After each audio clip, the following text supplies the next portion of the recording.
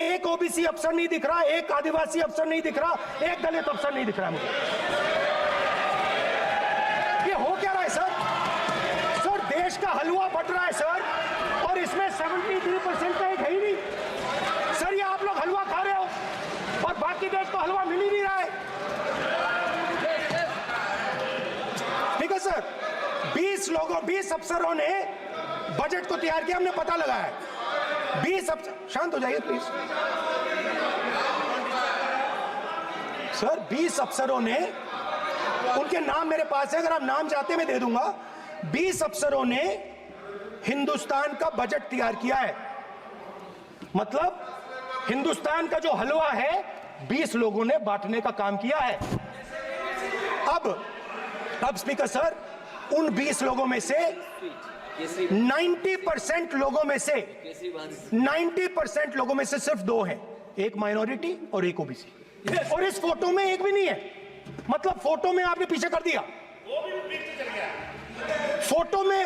Photo में तो आने नहीं दिया आपने, कोई नहीं आ सकता। और मैं चाहता था कि बजट में जाति जनगणना की बात उठे, जो पूरा देश चाहता है। 90% हिंदुस्तान जाति, 95% जाति जनगणना चाहता है। कौन चाहते हैं? दलित चाहते हैं, आदिवासी चाहते हैं, पिछड़ा वर्ग चाहता है, गरीब जनरल कास्ट के लोग चाहते हैं, माइनॉरिटी चाहते हैं, सब चाहते हैं। क्योंकि सब लोगों को यह पता लगाना है कि हमारी भागीदारी कितनी है, हमारी हिस्सेदारी कितनी है। मगर सर मैं देख रहा हूं सर, सरकार हलवा बांटती जाती है, और बांटता कौन है? वही 2-3% लोग, और बंटता किसको है? वही 2-3% लोग। और बाकी हिंदुस्तान, 90% हिंदुस्तान देख। फाइनेंस मिनिस्टर मुस्कुरा रही हैं, कमाल की बात है। ये हंसने की चीज नहीं है मैडम, ये हंसने की बात नहीं है, ये जाति जनगणना है। ये जाति जनगणना है, इससे देश बदल जाएगा।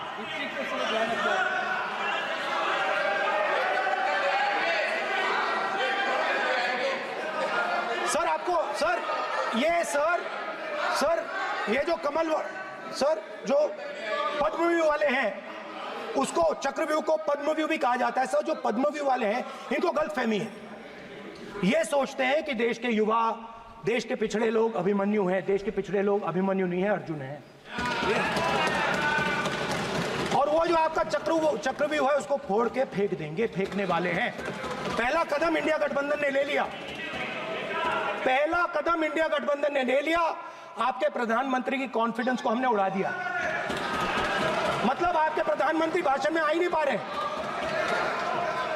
और मैं आपको एडवांस में बता देता हूं, मेरे भाषण में कभी नहीं आएंगे सर। अरे सर, इसमें क्या गलती है सर? एक बात बताइए,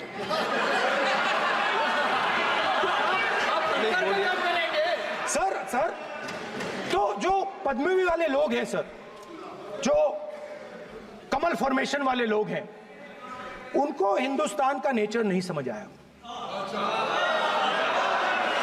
हिंसा, नफरत हिंदुस्तान का नेचर नहीं है। चक्रव्यूह हिंदुस्तान का नेचर नहीं है। हिंदुस्तान का नेचर अलग है। हिंदुस्तान के नेचर के बारे में अब मैं आपको बनाना चाहता हूं। हर धर्म में चक्रव्यूह के खिलाफ फॉर्मेशन होता है, हर धर्म में। माननीय सदस्य, आप जानते हो हिंदू धर्म में चक्रव्यूह का ऑपोजिट क्या होता है, जानते हो आप चेयर को एड्रेस। मैं बताता हूं सर। शिव की बारात होती है सर। शिव की बारात में कोई भी आ सकता है, किसी भी धर्म का कोई भी व्यक्ति आ सकता है, बारात में आ सकता है, नाच सकता है, गा सकता है, अपना सपना देख सकता है।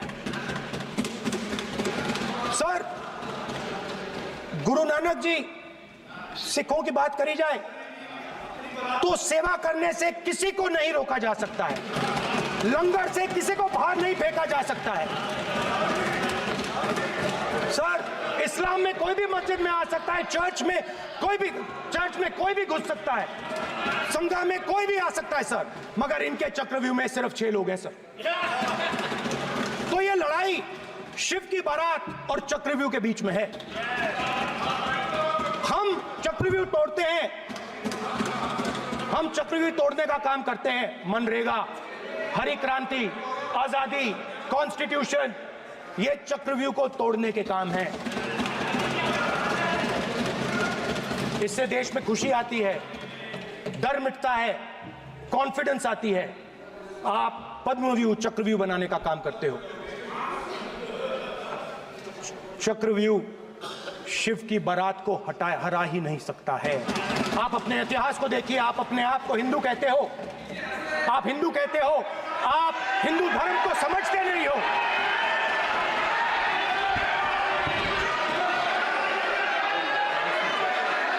आप चक्रव्यूह बनाने वाले लोग हो। आपका Hindu bogus bogus. Speaker sir, तो अंत में मैं ये कहना चाहता हूं, अब शांत हो जाए, खत्म कर रहा हूं सर, घबराइए मत, डरो मत, डरो मत। स्पीकर सर, सर कुछ महीने पहले सर, मैं जो आपने चक्रव्यूह, स्पीकर सर, जो चक्रव्यूह बनाए गए हैं, नहीं, कोई अपमान नहीं किया, मैंने कोई अपमान नहीं किया, मैं कर नहीं सकता कभी, जिंदगी भर मरने तक मैं अपमान नहीं कर सकता। क्या बात कर रहे हो आप, क्या बात कर रहे हो सर? तो आपने ये छोटे छोटे चक्रव्यूह बना रखे हैं, मैं इनको समझने की कोशिश करता हूं अपने छोटे से तरीके से। कुछ महीने पहले मैं 6-7 घंटे बढ़इयों के साथ काम किया। वहां विश्वकर्मा जी थे, उनसे मैंने एक सवाल पूछा। मैंने उनसे कहा कि आपको किस चीज से दुख होता है, किस चीज से आपको दर्द होता है? उन्होंने मुझे कहा, राहुल बात सुनिए, आपको समझ आ जाएगी, बात सुनिए, समझिए। सर इंटरप्ट कर रहे हैं सर, अब बोलिए, देखिए आप इतना इंटरप्ट करते हो और मैंने बोलते हो बेटे आप तो पूरे भाषण में बेल में आ जाते हो, सवाल करते हो इंटरप्ट करने का। ठीक है सर, तो मैंने विश्वकर्मा जी से पूछा कि आप यहां सालों से बढ़ाई का काम कर रहे हो, आप सालों काम पूरे देश में अगर आप देखोगे मिलेंगे, ढूंढो, आपको अपने घर में नहीं मिलेंगे, पूरे देश में मिलेंगे, ढूंढो जाके। तो मैंने उनसे पूछा, विश्वकर्मा जी आपको दर्द किस बात का होता है, दुख किस बात का होता है? तो उन्होंने कहा, राहुल मैं ये टेबल बना रहा हूं, मगर राहुल जी कहा, राहुल जी अब कहा वो मुझे अच्छा नहीं लगा, मगर कहा सच्चाई है। तो उसने कहा, राहुल जी मुझे दुख इस बात का होता है, कि मैं ये टेबल बनाता हूं, मगर जिस शोरूम में ये टेबल रखी जाती है उस शोरूम में मैं अंदर जा ही नहीं सकता। कुछ ही दिन पहले सुल्तानपुर के रास्ते पे मैं एक भाई के साथ, मोची भाई के साथ बैठा, उससे मैंने ये सवाल पूछा, आपको दुख किस बात का होता है? कहता है, राहुल जी मेरा सम्मान सिर्फ मेरे पिता ने किया था और किसी ने नहीं किया। तो मेरा कहना है सर, ये जो आपने चक्रव्यूह बनाया है, इस चक्रव्यूह से करोड़ों लोगों को नुकसान हो रहा है, दर्द पहुंच रहा है, और हम इस चक्रव्यूह को तोड़ने जा रहे हैं। और तोड़ने का सबसे बड़ा तरीका जिससे आप लोग डरते हो, कांपते हो, वो है जाति जनगणना।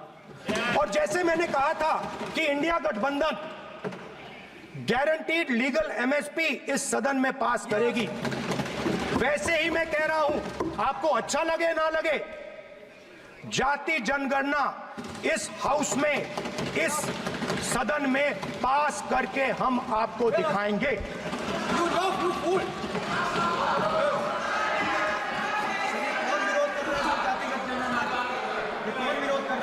क्यों बेटे बेटे टिप्पणी कर रहे हो आप?